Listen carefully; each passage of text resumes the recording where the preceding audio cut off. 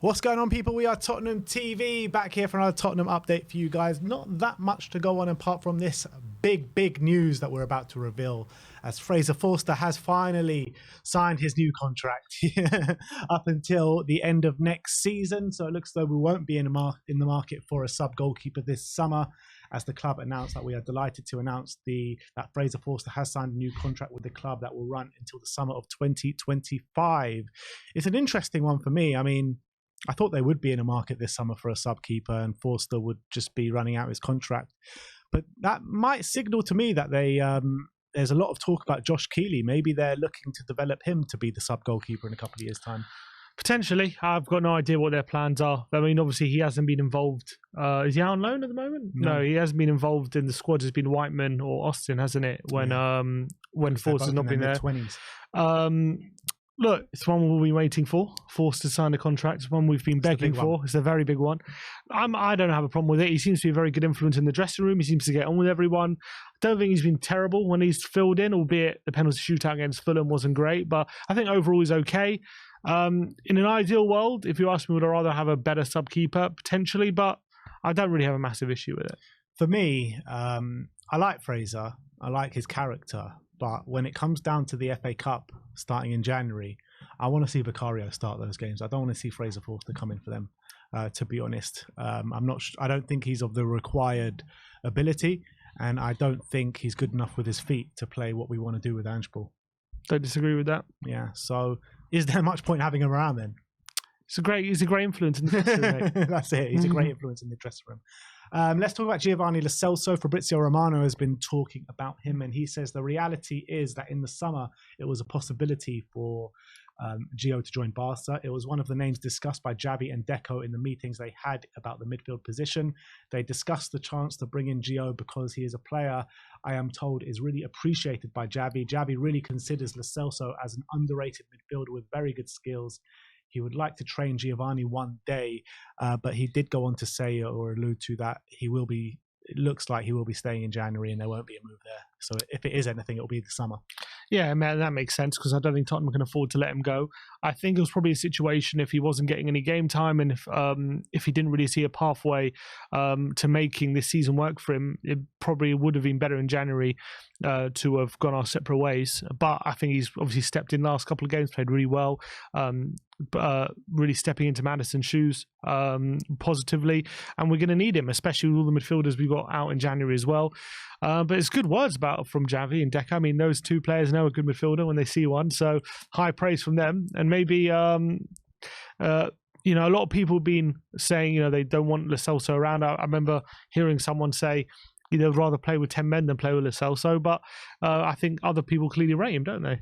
Yeah, maybe that Twitter account Stop That Lo Celso needs to be changed into a positive one, because we're seeing some really positive things from him at the moment. And if he can carry on in this form until Maddison is back, or even until the end of the season, then he's worked his way into Ange Postecoglou's plan, and I'll be all for giving him a new contract. Yeah, and everyone says it's like, when Maddison comes, he's going to come out, but why can't he play with Maddison? Sorry, why not? I could see it happening. Yeah, I agree.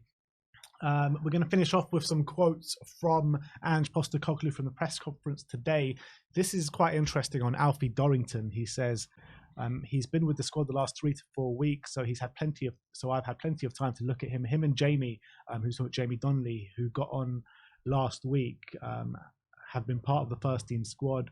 We still have a lot of injuries and we've got a lot of games ahead, so Alfie could get his chance in the weeks ahead, which is really interesting. I mean, for me, it kind of hinges on if Udogie, and he will, get that yellow card. And when he does get that yellow card, I think there's a clear space that does open up for Dorrington, with Ben Davis being pushed back over to the left, because I don't want to see Emerson back on that left-hand side. So I think it's a case of Davis being pushed over to the left and Dorrington getting his chance. Yeah, potentially. But you got to remember, in December, we've got lots of games. Can Davis and Romero play every single minute of every game when, I think, do we have like 2 games in 48 hours or something near the end of December? Well, usually we do, and most teams do. I don't know if maybe not this year, but most teams, like Boxing Day, don't they? They play twice in like 3 days.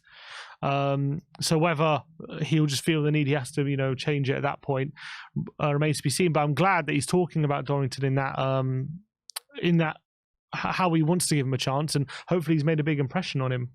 The quickest turnaround we have is from the 28th of December to 31st of December. Okay, that's not Brighton too bad. away and Bournemouth at home. That's the same as what we got this weekend. Yeah. Okay, so that's not too bad. And like when you're talking about, I could understand if it was like midfield or attackers or something like that, but you usually assume like centre backs and goalkeepers can do that turnaround. Yeah, most of the time, yeah. So, but you never know, pick up injuries, all these kind of things. Yeah, that's what it comes down to, injuries. But there's a clear pathway if Udogie does get one more yellow card, literally, which is not beyond all realms of possibility, is it? Yep.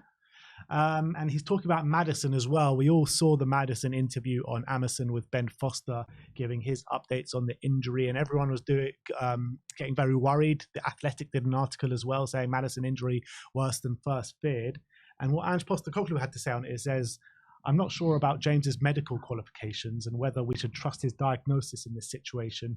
We should go with the medical staff, and as far as I'm aware, he is progressing as expected. So happy days. Yeah, I mean, ish. I mean, he's still injured for a while, but hopefully he comes back. I mean, I don't expect to see him until February anyway, but he was being a bit pessimistic in his interview with Amazon, saying, it's taking a while to heal, and he could be out for 3 months. I don't know when that interview was filmed. Maybe it was filmed a few weeks ago and it was 3 months from then. But anyway, hopefully he recovers and gets back to his best as soon as possible. But thankfully, we've got players stepping in at the moment. So as much as we're not getting the results right now, I feel like we're doing okay without Maddison. It's not really him we're missing massively at the moment. It's more Van de Ven and maybe the centre-backs we're missing more. But obviously, once Maddison comes back, it's going to be a massive bonus. Yeah, in that interview, you could sense the massive frustration he's going through, can't you? Like, he was talking about him watching all the lads training and getting ready for games, and he's just sitting there doing physio work and stuff like that, and he's getting very frustrated. So it was probably more frustration than anything else in those words. 100%. It must be hard for him, considering how well we started the season, and to be just out with injury. And as he said, when you're in the physio room, it looks over the whole training ground, so you can he's sitting there watching and thinking, I wish I was out there. So I get the frustration, but hopefully, I don't know if hopefully it's not an issue that can be like a reoccurring issue, but it's just gutting the timing of everything. But when he comes back, we know he's such an important member of the team. Yeah, absolutely. Vice captain. But that is your Tottenham update for today. Let me know in the comment section below your thoughts regarding all the news stories we talked about today. Like, subscribe and comment, and as always, come on you Spurs.